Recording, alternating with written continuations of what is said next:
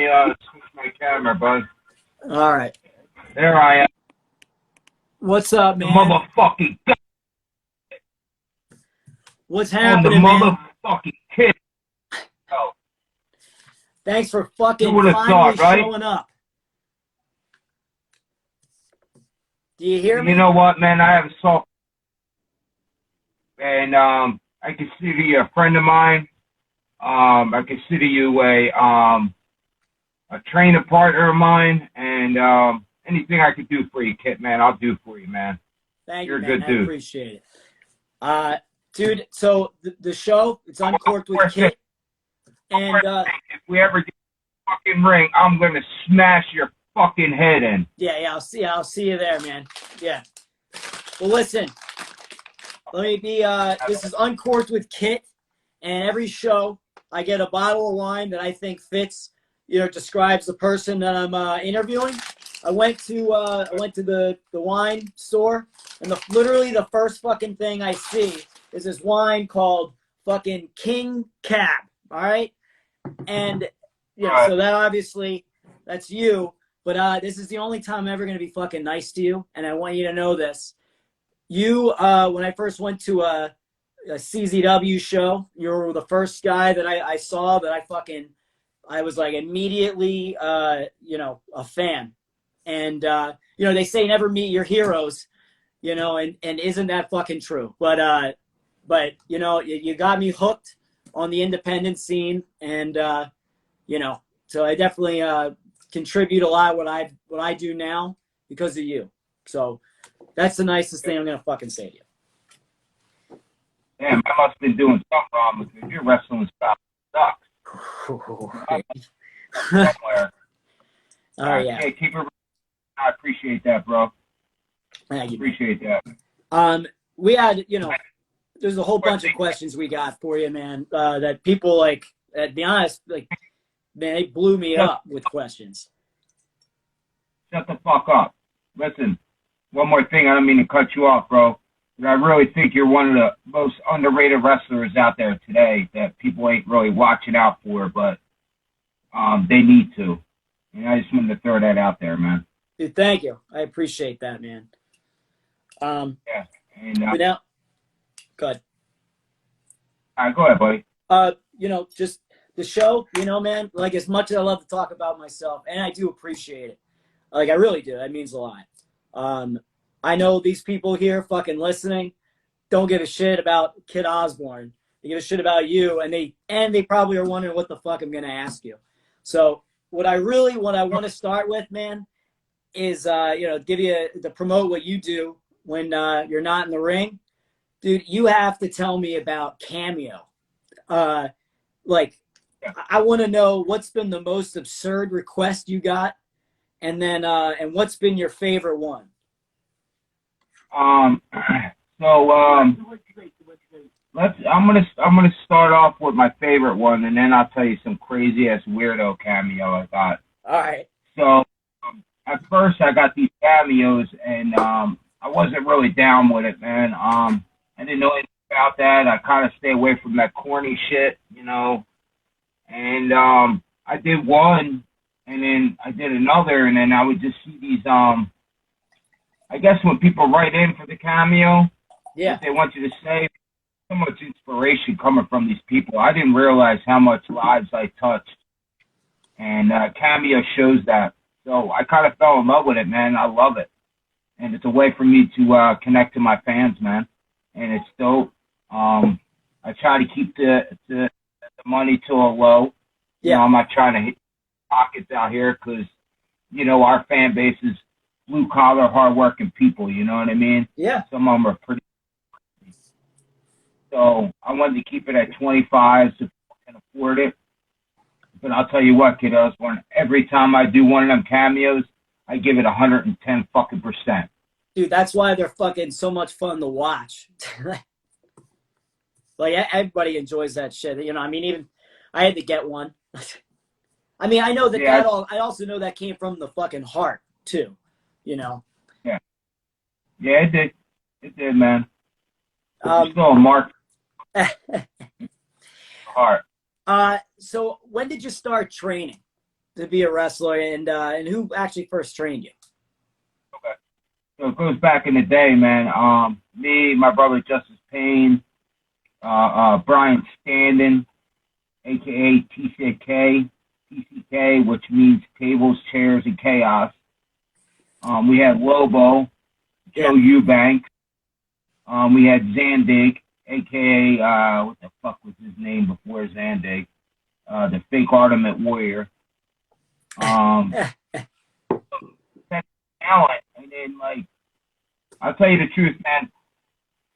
We wrestled in the backyard during high school, man, and we were crazy, and we would draw crowds and all this shit. We would sell hot dogs and T-shirts and all that shit, man. And one of our tapes loaded into a guy I went to high school with. Well, his dad was part of the NWA New Jersey.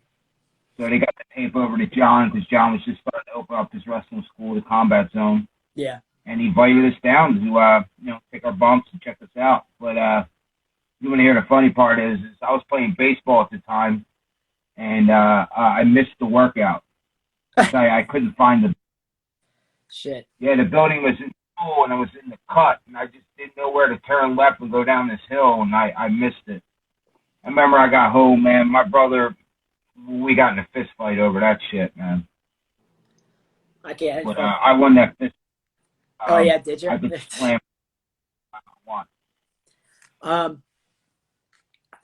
So, actually, well, like, what are your thoughts, man? When you started training, like, what was it like? I want to at least establish that, and then I want to get your opinion on like how things are now and how much they've changed over the years and all that. You cut off on me a little bit, kid. I said I wanted to get your thoughts on, first of all, how were you trained? Like, what was that day-to-day like from like the beginning when you first stepped in the ring, or even when they didn't let you, to, like compare it to how it is now, a little bit more lenient, but a lot more structured maybe. What do you think? The way I train and the way they train now, is that what you're trying to ask me? Yeah. The way I trained, I was trained by Jeff Dahmer. Shout out to Jeff Dahmer. He was one of the best students. One of the best teachers.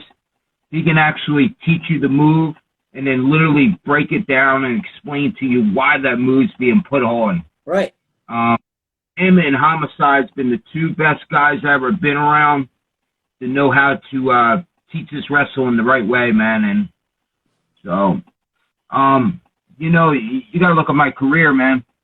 I literally started training, and before you knew it, John opened up the Combat Zone fucking wrestling, company. And before you know it, I'm in Japan at 19, I started wrestling at 18, training at 18. Last time I started training at 17, but by 19, I'm in Japan. Dude, right place, right time, man. Yeah, man, and it's just I'm learning, man, and I got so good, man. It was just second nature to me. I loved it. I just wish I was more mentally focused on getting into that gym and working out. It sucked for me to get to prison to figure out that I actually do love lifting and I actually do love working out. And since my injury healed, I've been back in the gym for about 6 weeks straight, man. That's good, man. Dude, it's a form of therapy. Like it's, and I'm sure it definitely got your mind off, which I want to get into, the things with prison and all that, but not right now. But at the time, when you're training that young, man, and then you get to go to Japan, like the last thing you're probably thinking about is going to the gym. You're like, dude, this is blowing my mind. Like, you go from like, hey, I'm not leaving the Jersey area, like in that, our Northeast area. And then all of a sudden you're traveling, 20 hours to a whole other universe, and that's a lot to take on at 19 years old. Yeah, I had no problem taking that on. What it was is, I always been a big guy, and, I always been like 240, but not like sloppy. I didn't have man tits and all that shit. I was just a solid 240. Clearly I was out of shape, and I always thought, well, that'll get me by, So, but Dude, Eventually, you got to start hitting. Yeah. And then Japan. Yeah. Japan, when I went to Japan, I just shut my mouth and soaked everything up. You got to figure we're wrestling 21 days out of 30 days, like a WWE schedule. So it was pretty dope, man. It's hard to get used to, man. Like, it's not like you can just do it. Like, any week off that we're not taking a bump is like a fucking year, you know? Well, what it was is John, man. John's just awesome, bro. So he cut a deal for all the CZW talent to go over there. Shout out to John. I know when he did my documentary coming up, he kind of cursed them out and told them to get the fuck out of there. I believe it. John's my fucking guy. I wish he would have done that. I wish he wouldn't have kicked them guys out of there because I really wanted his opinion in my documentary. Yeah. Like John. And at that time, man, I would have went to war and back with that guy. And while everybody was quitting the company, like my brother and other people, you know, fuck that. I stayed there, and I'm a rider, man. Why did your brother quit the company? Well, XPW was knocking on the door, if you remember that. Yeah, right after ECW. So what they did is, excuse me, Kip, they moved into the ECW arena and took it over, and it was their arena. So we had to move and shit like that. And while that was going on, Chris is going behind people's backs and trying to cut a deal with XPW. Right. And it's kind of fucked up. You know, even though my brother's passed right now, I still haven't forgotten about that, man. Yeah. Because I'm a loyal dude, and, you know, and I'll always be loyal, you know, so, I don't know, man. Dude, I mean, it's awesome that, I mean, I didn't know that you went to Japan, like, within a year's, you know, right out of training. That's fucking badass. Lived over there. I mean, it's no different. And then to go, you know, into how things are like now and like how I think, I know training, like, well, first, what are your thoughts on how, you know, kids are trained now? And then how it's probably like, I think it's kind of overjudged, you know, how different it is or lenient. What do you mean, train weight-wise and all that stuff?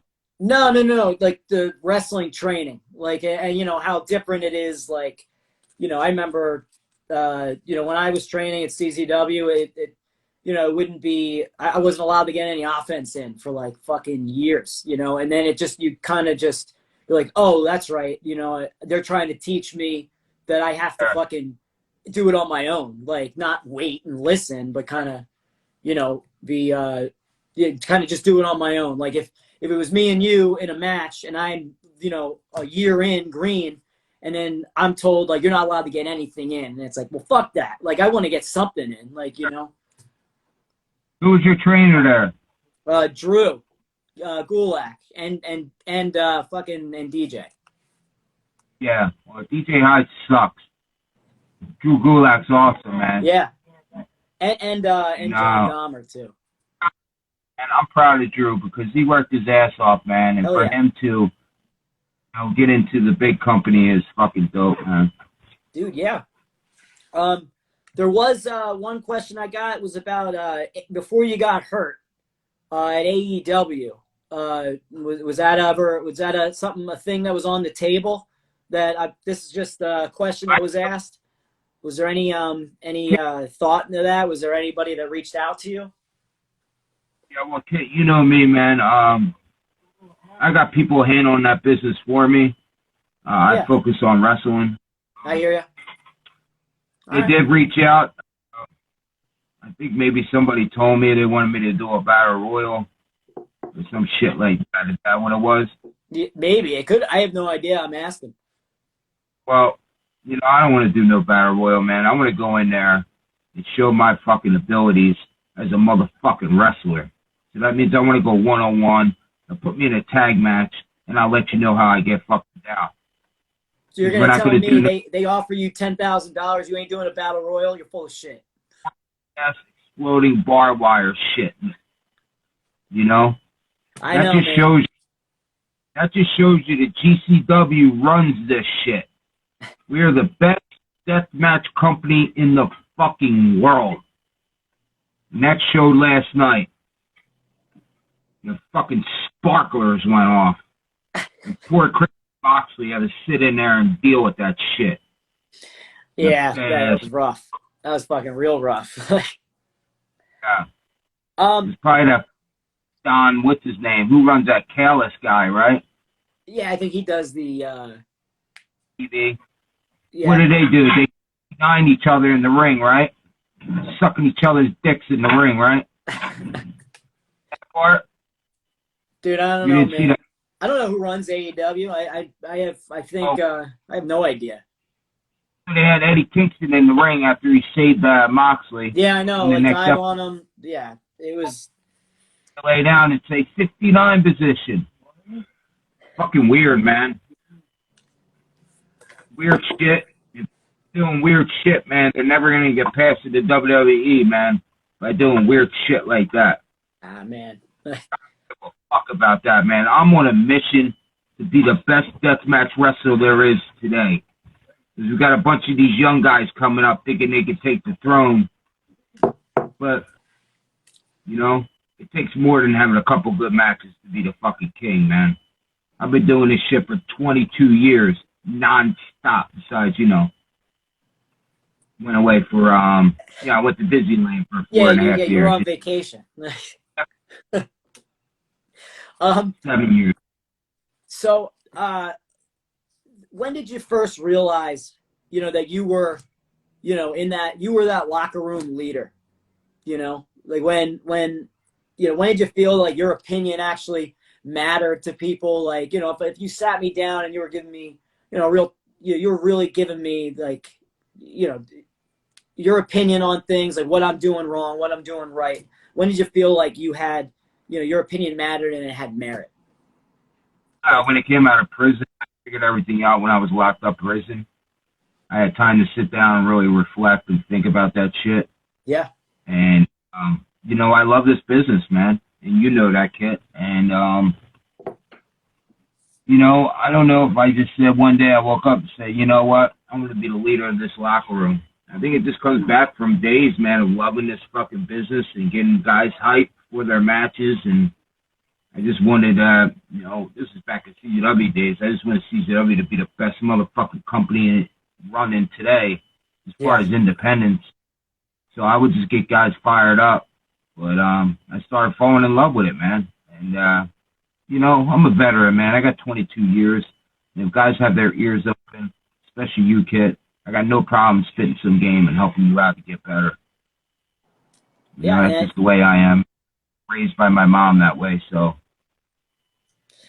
You know, it comes off, I bet you a lot. I mean, a lot of people are definitely intimidated. I mean, I'm certainly not. I mean, to me, you're a bitch and you've been one for years, but I'm not afraid to go up to you and ask your opinion on things. Like, and I think more people should.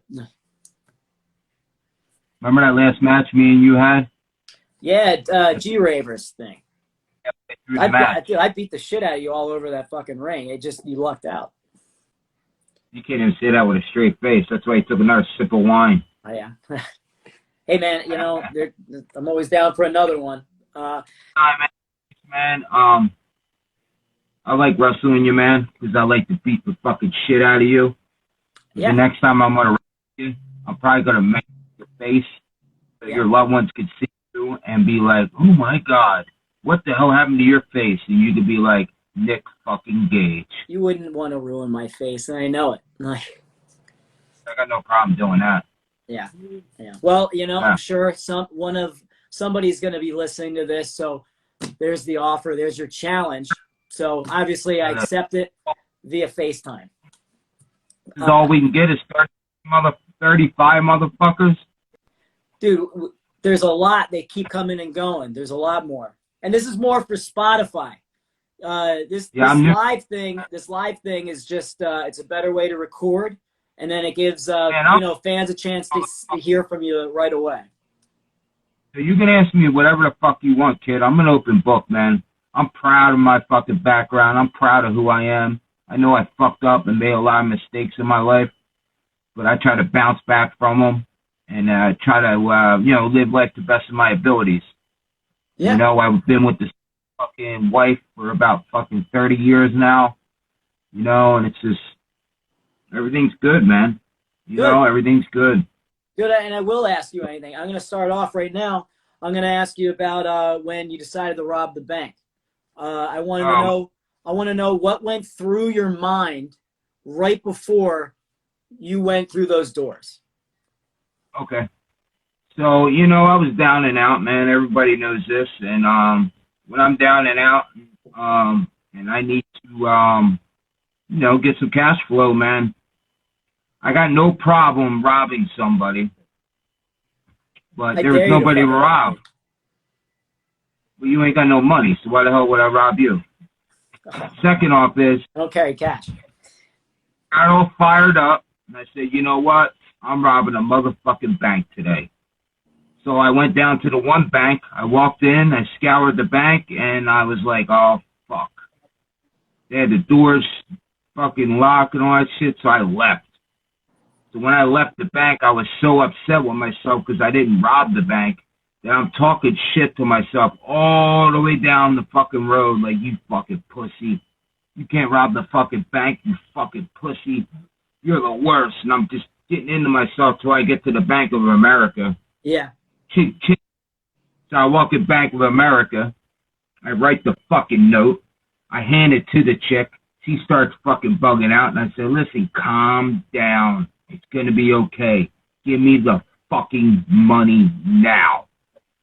So she started giving me the money, and, you know, I had to threaten her a couple of times to, like, speed it up, but gave her the money, and then she started reaching down for the big wad of money, but I was a little insecure if that was going to be the die pack, because I went to spend the money.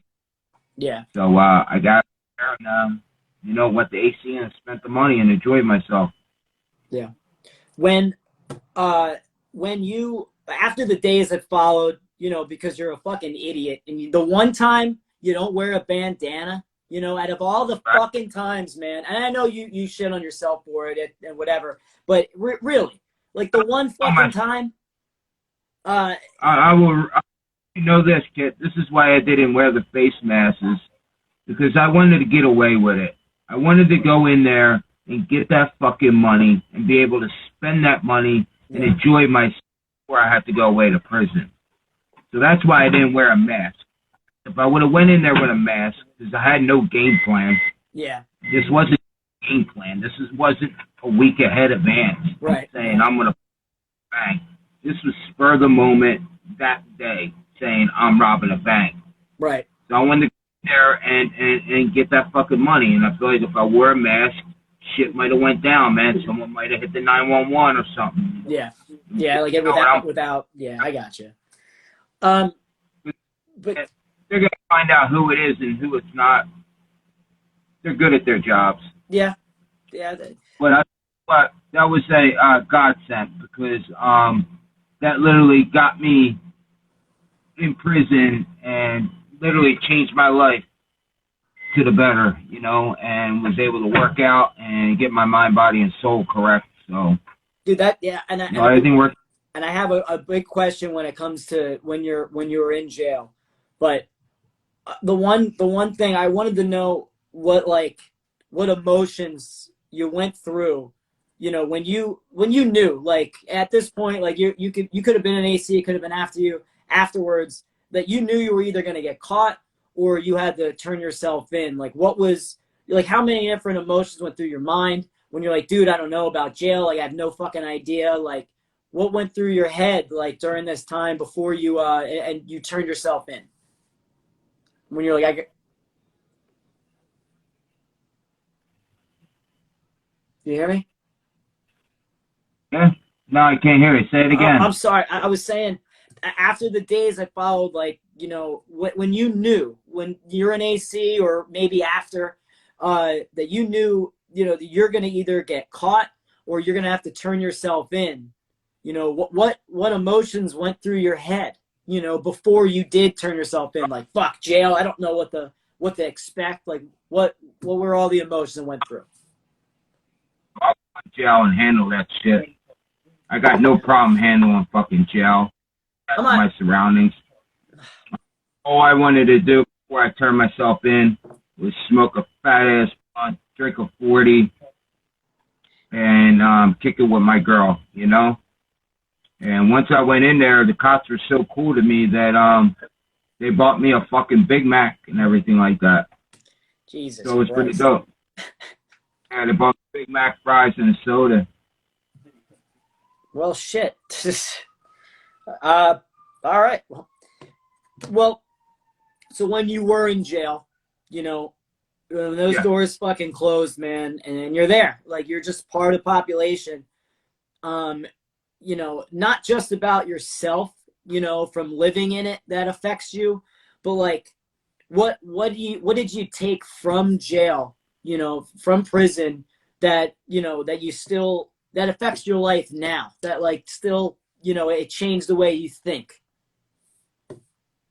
What did I take out of prison to apply myself today? Yeah, that you still do. Is that what you mean? Yeah.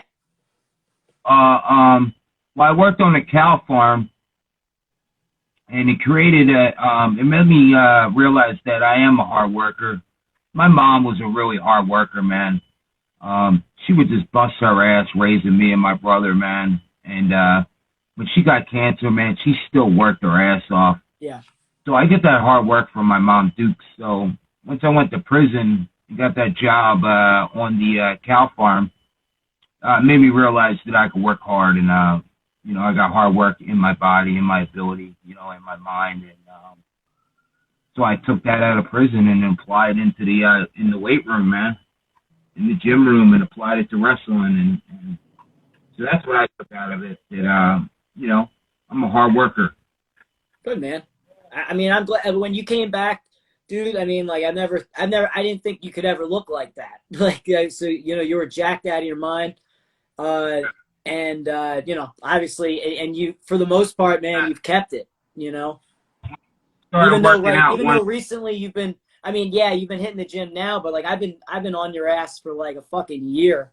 So I'm glad that you're finally back, you know, back in the gym doing it. Yeah, well, you know, how about I put it this way? Some of the promoters weren't meeting my standards. You know what? Fuck you, and I'll stop fucking working out, and I'll come in here looking like this, and do half matches, or I'll wrestle how much you pay me to my ability. How about that, Kit?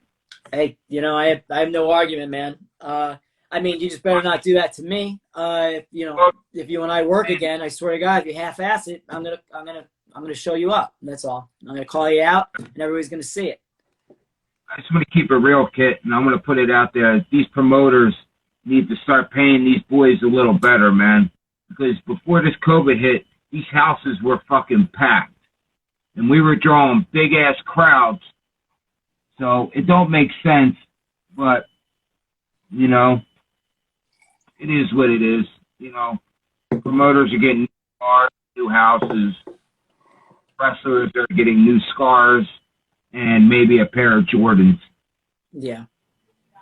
Dude, you know, and I'm trying to bring this shit back to where fucking the boys start getting paid better, especially in death matches where we're laying our fucking lives on the line, you know, and we can't get a bonus or nothing like that. So what I'm trying to do, man, is I got MDKallday.com. So what I do with that is I take other wrestlers that I worked with and I start making merch for them. So the fucking merch guys can stop ripping off the fucking wrestlers. So I open up my own company where I do my own merchandise, MDKallday.com, with my boy Cali Mike. Okay. And what we're doing is we're making sure the fucking boys are getting paid properly for their merch. That's good, man. And they're not getting fucking raised to where they gotta pay fucking $10 for a shirt. Yeah. Dude, so what I'm doing is I'm keeping fucking real for the boys, because I love the boys. And through MDK.com, we're gonna be able to have merchandise for everybody, man, for all the boys. And then I'm gonna start doing this podcast, and we're gonna have some people on there, and we're gonna start talking about these promoters. We're gonna start talking about money. We're gonna start talking about maybe a union. or an independent union.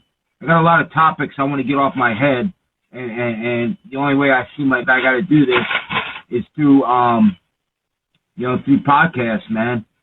It's the only way I can really open my mouth and reach the masses. So that's my game plan for this year. Good, man. So it's mdkalldday.com. Yeah. All right. So everybody, please share that. And man, that motherfucker's know what it is, man. Dude, I mean, you're preaching to the choir. I mean, it's not fucking easy. Like, I mean, I can ask you, what's your fucking, what's the worst kind of, what do you hate the most in deathmatch wrestling? As in, pain-wise. And really, realistically, man, everything fucking hurts. But with adrenaline, it doesn't, But we don't really get paid, as if a promoter kind of did it. I'll tell you what about deathmatch wrestling. I hate the shitty-ass wrestlers that try to do deathmatch wrestling, and it makes it look like shit. And there's tons of them out there, and they're actually, to be honest with you, you're actually getting a little applause. They're getting a little bit of a push or whatever the fucking words you want to use in wrestling, because it seems like deathmatch wrestling is the in thing right now. But I watch some of these matches, and these fucking guys suck. Okay? They know how to swing shit, but that's about it. They don't know how to tell a story. They don't know how to sell. They don't know how to do any of that shit, man. Yeah. They don't know how to build a match. They don't know when the heat's coming. They don't know when the comeback's coming. They don't know any of that shit, man. They don't understand the story of the match to how to start the match. Yeah, they don't. It's not about the fucking weapons are involved, but it's still the story. You're not gonna be able to fucking end the match. So all them deathmatch fake ass wannabes, get your fucking game up or quit the fucking business. Because guess what? We ain't having that shit in 2021, and I got no problem taking a booking, coming to your fucking state and fucking you up. Dude, I mean, you're right. Sorry, I get a little emotional about this shit, but I love deathmatch wrestling, man. And when I was in prison and they try to bury that shit and throw it to the curb, yeah, CZW, DJ Hyde, all them cornballs said, you know what? This deathmatch wrestling shit, we're just going to have to get rid of it. We're going to have to start doing real shit. What happened? As soon as I got out of that motherfucker, I put that shit back on the fucking map. Dude, to go back, what that scumbag did too? He fired my fucking manager, Dewey Donovan, and he fired my rest in peace tag team partner, Nate Hatred, soon as I fucking went to jail. Fired both of them right away. Yeah. So fuck DJ Hyde. And you know what I did as soon as I got out? I hit Dewey on the phone. I hit my fucking tag team partner from hell on the phone, and we were at On Point Wrestling, and we're ready to tear shit up. Hell yeah. All right, Hatred, man. I love that guy. He's one of my favorite guys to be around, and it sucks he's passed away, but I'm always going to keep his name alive. So every time you see me, I'm going to be shouting out, rest in peace, Nate Hatred, and I'm going to be shouting out, rest in peace, my motherfucking brother, Justice Payne. Hell yeah, man. Dude. Yeah. To go back, the way I look at how you describe deathmatch wrestling now, with guys that made their name not in deathmatch wrestling, but they wanted to dabble in it, just to show their what they can do. Really it's the same as every worker that picks up a broom and they sweep every single day and every single show. They get absolutely no credit because they're just expected to do it. But the second somebody who never does picks up a broom and starts sweeping, they get all the fucking credit in the world. And that's kind of what it seems to be. And, that's how I can relate it to deathmatch wrestling. When big superstars decide to do it. And there's nothing wrong with them doing it. It's just you just want it done right. Yeah, and that's why they always call Nick Gage. I would never call for you. When You're not. when so in wrestling, man, and this might be a hard, and you can give me a few. What's your biggest accomplishment? And if you have one favorite match, or a few, name them off. Wow, good question. An accomplishment doesn't need to be a fucking title. It just means, like, dude, you said you went to Japan at 19. Fuck.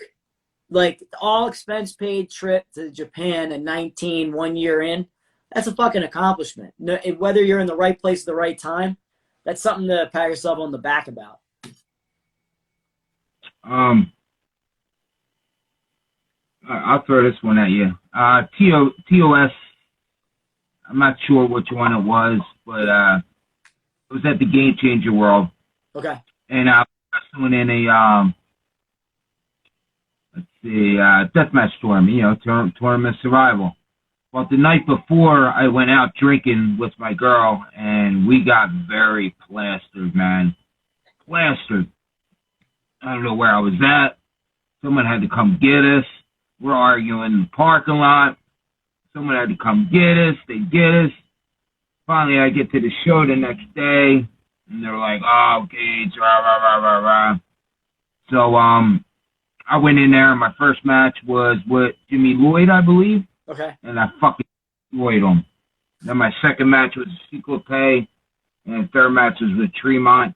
But I got this cut, man, from the razor board in my stomach, and it wouldn't stop bleeding through the whole entire night. Ugh. I just pushed through, man, and I was losing a lot of blood because I was getting very dizzy and pale, and I was proud to push through all them fucking matches. And after the matches, to get a shower, I had to sit on a chair and let the water hit me because I couldn't stand, man. Yeah, you lost. Yeah. So I was proud to finish that tournament with the lack of blood I was losing, man. So Shit. That was one of my favorites. One of the things I'm proud of. What was the second part of the question? I was gonna. That was one of your favorite matches. That could be both, and I don't know if that's your favorite match.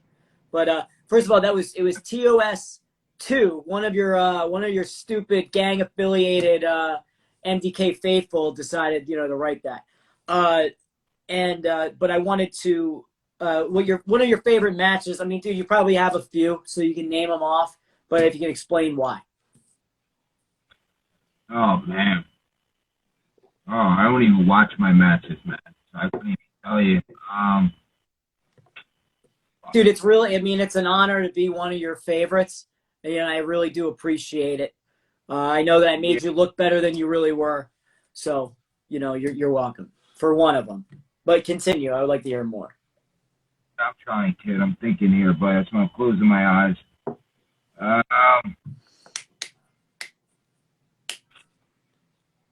Favorite. What was my favorite fucking match? Everything was on cylinders. Boom, good. I don't know, man. I don't have a favorite match, man. Were there I really don't. any matches that stick out to you, man? All right. I like some of the cage of death matches. I like the one where they had the thing in the air where you could walk. Yeah. Sky in the air. You know what I'm talking about? Yeah. Do you know who'd you work? It was 5 versus 5, remember? And I started the thing. Was it by any chance was the whole thing made out of wood that oh man, that Cage of Death and what they, I know that, man, there was the one where Scrawny made the whole fucking thing out of wood, and I remember as a fan being there watching it, watching him make it for 3 hours until the match finally started. I don't know if it was that one. Cage of Death suspended. Yeah, that was one of my favorite ones. Okay. It was so cool looking. Dude,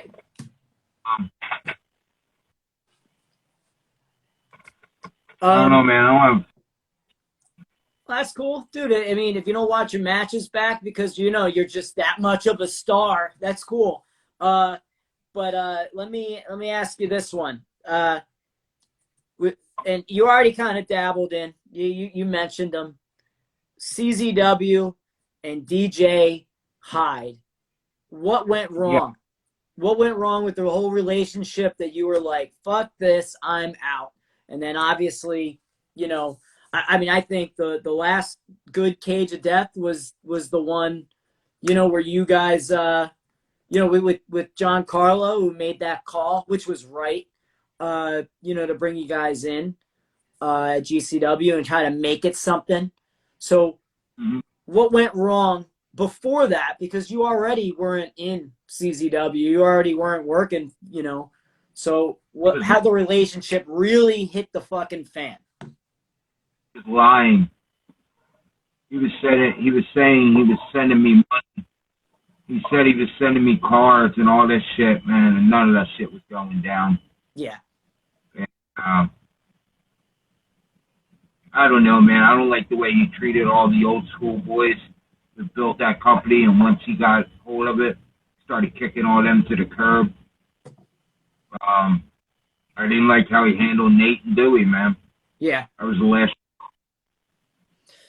So. I mean, I remember when I was there, and then, you know, I would do like a fucking Dojo Wars, and then I would come over to the compound, and then I'd be sitting with you, and you're like, dude, you got to get the fuck out of there. And, you know, like me just being insane, just thinking, no, it's going to change. Like, you know, I'm going to get an opportunity, and it never fucking happened. And then, you know, I finally, you know, after years, did it. The only opportunity you got was corner bombed, where they threw you over the ropes. With what? Oh, the fucking buckle bomb, you asshole! First of all, I had more opportunity than that. Yeah, that was with Nate Carter, but like that's you know, dude, and you know what the shitty part about that? Like Nate from the Rep is one of my best friends in wrestling. And obviously he didn't mean to do that. Like his dreads were in his face, and I was like, dude, you're fine. And I wasn't. Like, you know, he wasn't in the middle. But you know, afterwards I had to leave my car there. I broke my collarbone and my wrist during that match. And DJ, you know, nice of him because he was away when this Dojo Wars happened, picked me up. And then the first thing he says in the car is, you know, Nate lost a lot of bookings because of this. And I go, are you fucking kidding me? Like, that's what you say to me? Like at that point, you're like, all right, I get it. Yeah, he's a clown. So, but yeah, I mean, dude, I get it. Like, I mean, you know, the way that he treated everybody after you, you know, after you were in prison, like, is bullshit. It's, you know, yeah, I don't know. So, get you a question. What's that? What is your goals for 2021? They get fucking signed.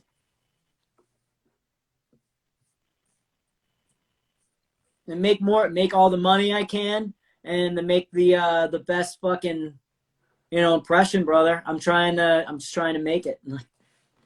Make a name. You're breaking up. Oh, I thought you were fucking about ready to give me the shit. I said I'm trying to make as much money as I can, make a name, you know, and fucking get over as much as I can. That's what we're all fucking trying to do. Try to have the best matches I can, but you can't do it without opportunity.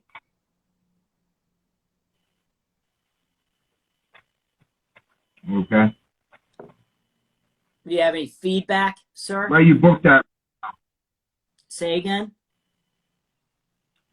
right now?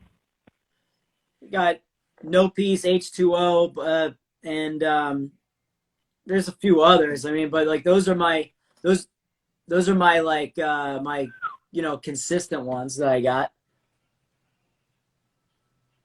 Dude, you gonna shit on me on my own fucking show? Breaking in and out. Oh, well, what did you hear?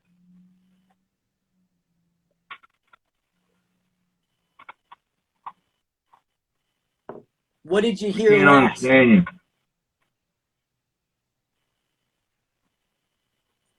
Nick, what did you hear? What did the last thing you hear?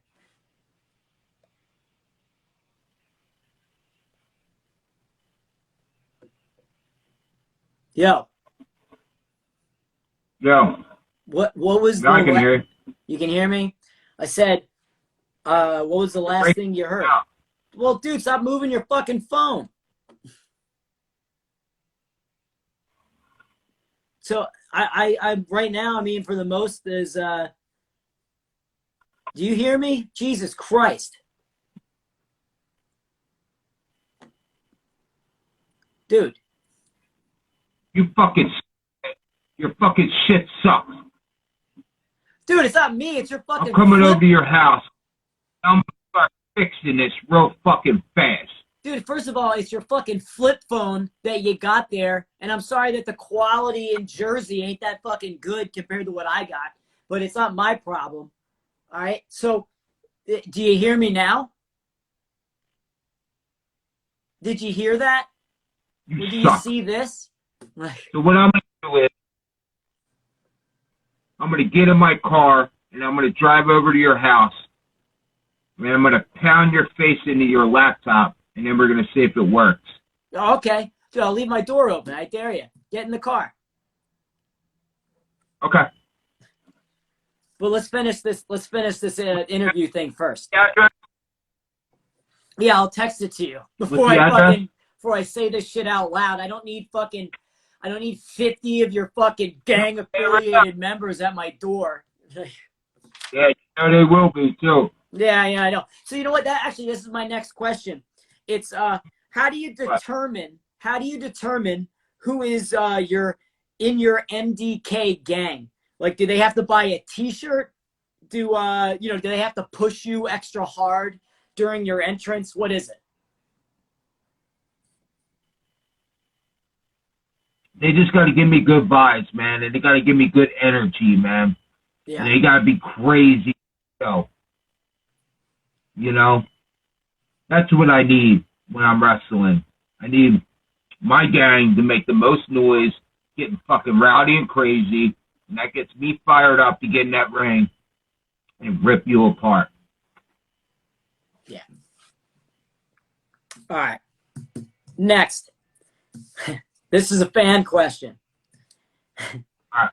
If any wild animal tried to square up with you, which one would you have more of a chance with? A bear, a lion, an ape, or schlack, or birds? Or schlack? No. It's an ape. No. Or birds. Dude, birds would fuck you up. Give me the lineup one more time. A bear, a lion, an ape, or birds. I'll take the lion. Yeah. Yeah, I think that's I'll break his fucking neck.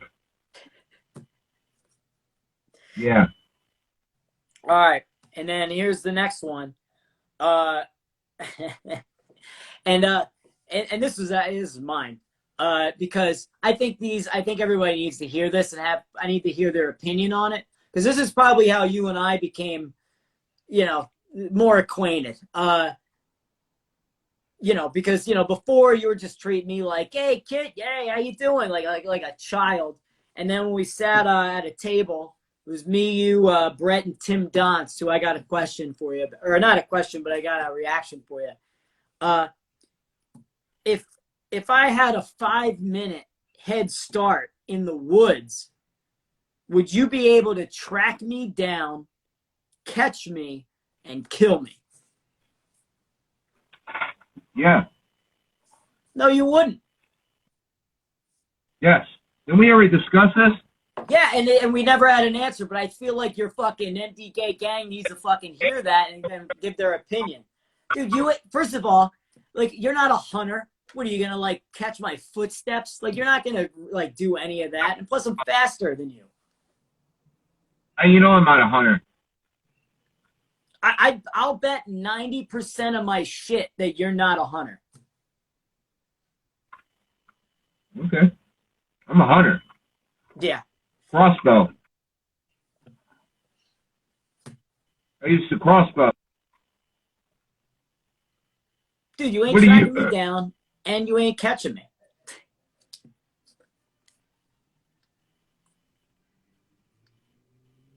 Yeah, I know. I mean, you might, even if you did catch me, you wouldn't kill me. I mean, you might rob me. No. Or try. No, I'm not going to kill you. I'm going to paralyze you. So you can cry every day you wake up. Saying, fuck, I'm in this wheelchair.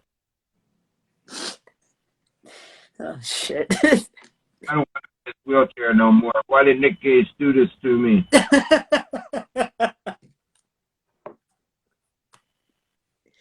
Oh, shit. Yeah. Oh, shit, right. Oh, man, dude, there's just so much I can learn from you. I can't wait for you to have a podcast, you know? Look. What'd you say? Look at that. The hell what are you that eating? Cream. Yeah. I'm on a diet. Yeah, right. It's called zebra cake roll diet. Yeah.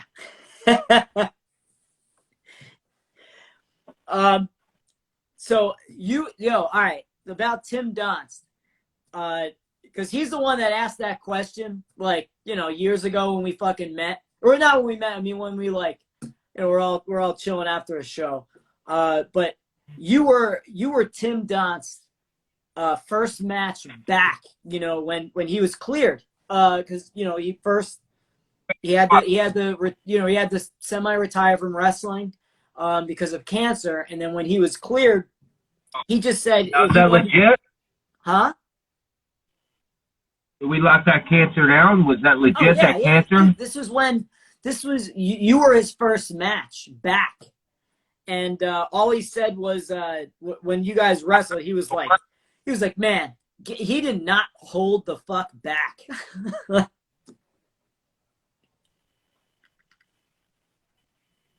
Who didn't hold it back, me? Yeah, you. Who else was in the fucking match? Yeah. Fuck Tim Donst. I agree. I 100% agree. But he wanted, Tim Donst, to bring it up. Right after Tim Donst, man. He's a friend of mine. He will always be a friend of mine. I thought we had some really good matches, man. Them couple matches were fun. Dude, he's a good fucking worker. He has wrestling this one place where. Dude, the thing is, man, with him, he's one of those dudes that I interviewed him on my show. You know, that he has, like, one of those great minds for the business that I don't think get appreciated enough. You know, like we were talking earlier about storylines, you know, or stories in wrestling. And, you know, what I wanted to ask you was, what do you do normally? You know, I mean, I know every single person is different, you know, but when you work with everybody, how do you like to tell a story in a match? Like, how do you like to come up with, you know, the beginning and the end? You know, how do you work? because everybody works different. There's some people from like they want to finish to the beginning. You know, there's tons of fucking different ways. How do you work? How do I work? What do you mean? I mean, when you and I worked, like I called it. Like I was like, "Yo, they were doing this, this, and this," and you were like, "Yes, sir." And I remember that, and like I appreciated you, you know, doing that. But how do you work normally?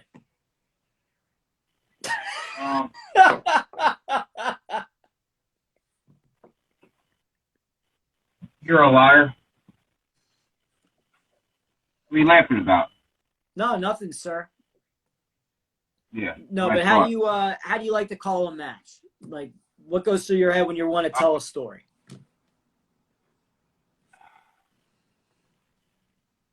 I don't know, man. I don't really like talking about this shit online, man. I'm old school, bro. All right. You know? So you like to kill everybody. All right, whatever. I get it. That's and cool. I watched that Kurt Angle shit. He's doing with Comrade Thompson right now. Yeah. The Kurt Angle. And it just, man, the way they talk about shit just makes me cringe a little bit. So. You don't like going in, you know, you don't like going in on it. Nope. Dude, that's cool. I get it. Listen, I call a match, and I like to fucking get that shit started hot, rocking. Depends what the, you know, what the storyline is. Depends what's going on between me and my opponent. You know, it all comes down to that. You know? But, yeah. I'm an orthodox kind of caller, man. I'm a brawler, man. I'm from the ECW era. So a lot of that shit, I try to call out there, man, and see how it goes. Dude, I love that. The less, dude, I mean, I think the less you call, you know, the more you're listening, and then the more, you know, organic that it is. Like, you know, it makes more sense. So I'm right there with you. You know, if you wanted to go out there, I mean, because I know I'd kick the shit out of you. But if you were to be like, hey, let's go out there, let's just figure it out. And I'd be like, all right. I mean, I ain't worried, you know? So. Yeah, you're worried. You didn't kick my ass the last show. Dude. Yeah, I did. You know what happened last show. We'll leave it at that. Yeah. You know exactly what happened? Like, let's talk, first of all, let's talk about fucking On Point. When, you know, we have a first blood match, right? You know, this is a long time coming. We have a fucking a first blood match, and then guess what? We both bleed at the same time. So you know what that means? That means somebody stays the On Point heavyweight champion. But no, not if Nick Gage is wrestling, because he just grabs a mic and everybody goes by his rules. You know, you're full of shit. You know, and I do whatever the fuck I want to do in any promotion. Yeah, all right, Bam Margera. But, like, all I'm hearing is, like, wow, like, somebody like Loudy who caved because he's afraid of you, you know, is what happened. Huh? If anyone, Margera, that's you. No, You're over there sipping the wine. Finish the whole bottle of wine on this sit-down. Yeah, I did, because I'm not a bitch. Like, first of all, like, I'm just telling you, like, you know, just to go, I'm done talking about it. I already made my point, and every one of your stupid MDK faithful is going to hear it, is that I should still be champ because you can't just grab a mic and make up rules as you go along. Yes, I can. Yeah, all right, whatever. I'm at my house right now. I'm at my house. Yeah, well, belt's at my house. If you want to fight down at the park for the belt, I got no problem doing that. We don't need a ring. Yeah, well, all right. Well, you know, we just need a camera. That's all, because I need people to see it. No cameras or nothing. No, that's not fucking fun. Like, dude, I need the support. You know. Well, because you will have two black eyes, and they'll be like, "Well, where happened there?" Dude, I will rip your eyes out. I swear to God. Next time I fucking see you, like, all right. Let me just get back to here. And I'm trying to be a host of a show. All right. I Another you 10 know, minutes. we're really digging it in anyway. I only got like a couple more for you, man. You know. All right, because I got a college basketball on right now. Yeah, it's March Madness. I understand. All right, just hit me with these two questions. We both got to go out because you know when it is Friday, it's not a Wednesday show where like you know that I had planned. You know, and Oh, you know, and I get it, and I get it. You had some gang shit or whatever the fuck you know you want to call it that you had going on. So you know, I don't want to get involved. But so a couple of my last questions, man, are who, if anyone, you know, and you can name a few, is still on your bucket list to wrestle that could still happen, but hasn't yet. Like who's somebody on that list you're like, I want to fucking wrestle that guy. Like I mean somebody that you would actually have a meaningful like not like you know, yeah, I would wrestle him. I mean somebody you would still want to and like look forward to it. John Moxley. You guys ever had a one-on-one? Or do you mean Yeah, you we want have. it now? Yeah, we're two different wrestlers than Absolutely. we were back in the day. And I know he's dying to get into a real death match, not none of that pussy ass shit AEW be doing. Dude, absolutely, man. And deathmatch wrestling, dude, like this shit that I got involved in is an addiction. Like when you start doing it, man, you really start fucking loving it. And I know that it's been a while for him to really be in something nuts, you know, really feel, you know, really bleed, you know, and feel that fucking tear in your skin type of shit. So John Moxley? I mean, there's plenty of them, man. I mean, I would love to wrestle Bryan Danielson. Yeah. I would love to wrestle him. I will wrestle my boy Cole. Yeah, you awesome. know? Adam Cole, yeah. Yeah, that's my boy, man. That's my buddy, man. So I would love to wrestle him. Love to wrestle Samoa Joe. That's my buddy. That's my boy. You know, there's a list of them. It's all in the WWE. You ever notice? I wrestled that whole locker room in 2019. Shit. I mean, Pretty dude, much. It's all still possible, you know, and it's all gonna happen. Like, you ain't going anywhere. Don't fucking ever tell me. Like, I mean, apparently you're all healed up, right? Yeah, they hit me up the other day. Who? WWE. Oh yeah. Yeah. Yeah. They want me to come in and what is that called? Like, not train, but like, you know, show your shit. Do you want to what? Give them the fuck is it called? Yeah, I mean, I know what you mean. So you just want to? Oh yeah, did they? Who called? Was it Vince? Hmm? Who called you? What?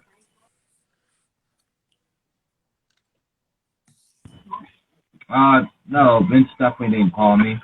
It was Talent Relations that called me. Yeah. AKA Adam Pierce. Adam Pierce called me because I know Adam Pierce. Yeah. And you know, they said, we heard about your following. We don't agree on your wrestling ability, but I think we could change it. And why don't you come down for a tryout? So I'm sitting there thinking about if I want to or not. What does it hurt?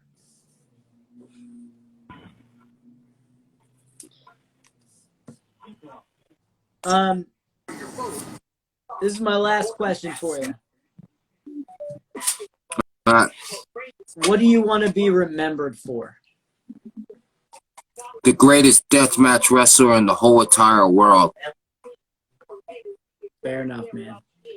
Dude, Nick. And also, listen, also I want to be known as a true motherfucker, man. A real motherfucker that goes around and helps the young talent and talks to the boys and gets them fired up. And I just love seeing the passion that I have in this business when other guys have the same passion that I do. And it's awesome, man. So I love doing shit like that.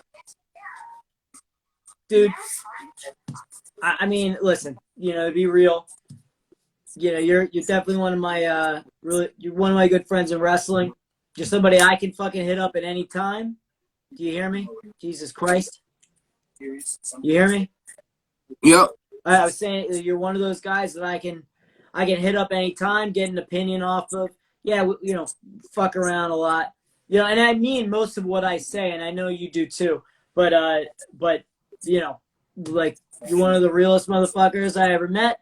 I'm glad that I got. I'm really happy I finally got to have you on my show. I swear to God, I would never fucking wait this long. If this was your last time ever, I'd fucking go to Camden and I would beat the shit out of you, and I would put a fucking speaker in front of your face for the whole thing. I swear to God, I would. I was getting that pissed off, but I love you to death, man, and I respect you so much more. So I can't appreciate you enough for, you know, what you did for me, and you know, and how you contributed to what I've done. You know, as little as it is, but I appreciate you so much. And I fucking really hate myself for having to say that in front of people. Well, thank you, Kit. I appreciate that, man. And you're a friend of mine too. So if anybody fucks with you, you're fucking with me, man. And if you get in a fight and someone tries to jump you, I got no problem knocking that motherfucker out for you, man. With a weapon in my motherfucking hand. So you know what that means? Yeah. You're gang affiliated. No, that means you're Don't untouchable. do not and if put me in someone tries that to listen, and if someone tries to touch you, I'm gonna take my weapon and I'm gonna poke his ass up. So anybody listening to this, leave Kit fuck alone. He's MDK Gang affiliated, motherfuckers. Whoa. Jesus Christ. Yeah. So you know what that means? Since you're part of the gang now, you need to represent the motherfucking gang. And if I find out you're being a pussy, I will hunt you down like the dog that you are, and I will poke your ass up, motherfucker. I heard that laugh. Tell Sanj to calm down. Right. Listen, well, you know what, man? I thank you for coming on here, brother. Nah, I thank you, King. I wanna say one more thing before we get out of here, man. Absolutely. I just want to give a shout out to all my murder, death, kill gang members around the fucking world, man. I get hits from New Zealand. I get hits from Australia, Germany. I get hits from Japan. I get hits from Canada. I get hits from around the fucking world, man. So shout out to all my murder, death, kill gang members around the fucking world. They know I do this shit for them.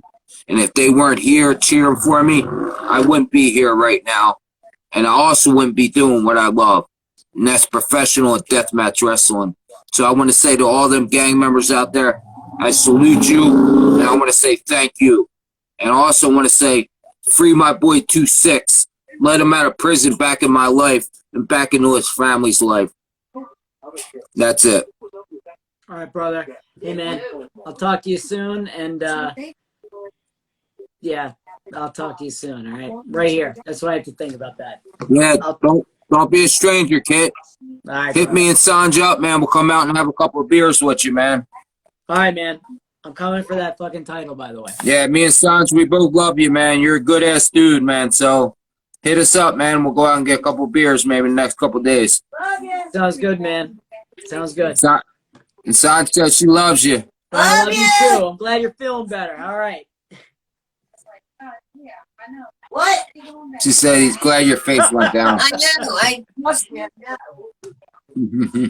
All right, kid. Anytime, brother. You need me, man. You already know what it is, man. Just hit me up. You got it. All right, man. Take care.